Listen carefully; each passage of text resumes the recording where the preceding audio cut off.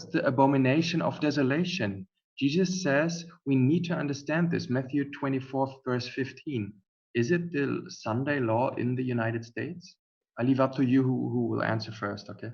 Yeah, should I try? And Kenneth, if you have something to say to it, then just go ahead. For sure, we know from Matthew chapter 24 that this is referring to the fall of Jerusalem. This is very clearly in the great controversy in the first chapter, where Ellen White speaks about the fall of Jerusalem. She also refers to this prophecy, and she says that this is a double prophecy, and she says it will have another fulfillment in the time of the second coming of Christ. And Ellen White, she seems to indicate that it is the same. It is when the Sunday law in the United States comes. This is when we will see that the desolation of abomination will come the second time. This is as far as I know it, and it is the Sunday law in the United States, as is asked here in the question.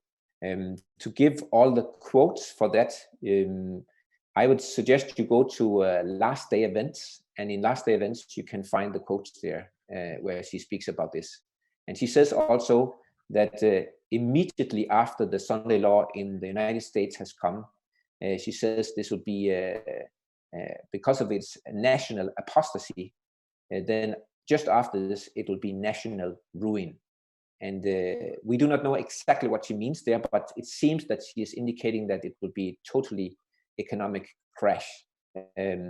So what she suggests is that when the Sunday is put on the ground of the Sabbath, this is when this is fulfilled. Yeah, I agree with that. Of course, we could mention the verses in the Bible. It's mentioned in Daniel chapter 9, verse 27, in chapter 11, verse 31, in chapter 8, verse 13, and in chapter 12, verse 11. And as far as I can see, this abomination of desolation, just take the wording here and try to understand what the words are meaning. It's abomination of desolation. It's something a very serious opposition to God. It's a force that is doing incredible damage. But just think about the term abomination of desolation. It is primarily in the book of Daniel. It is an expression of the Roman power, first in its pagan form and then in its papal form.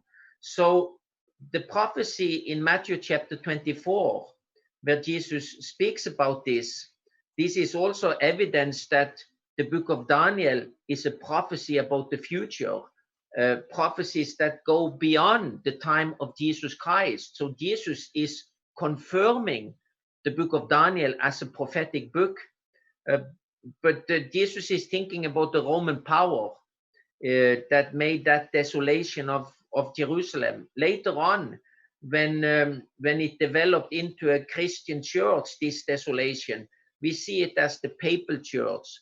And in these last days, as Alan mentioned, the abomination of desolation will be very active in the Sunday law and these things. So it is the most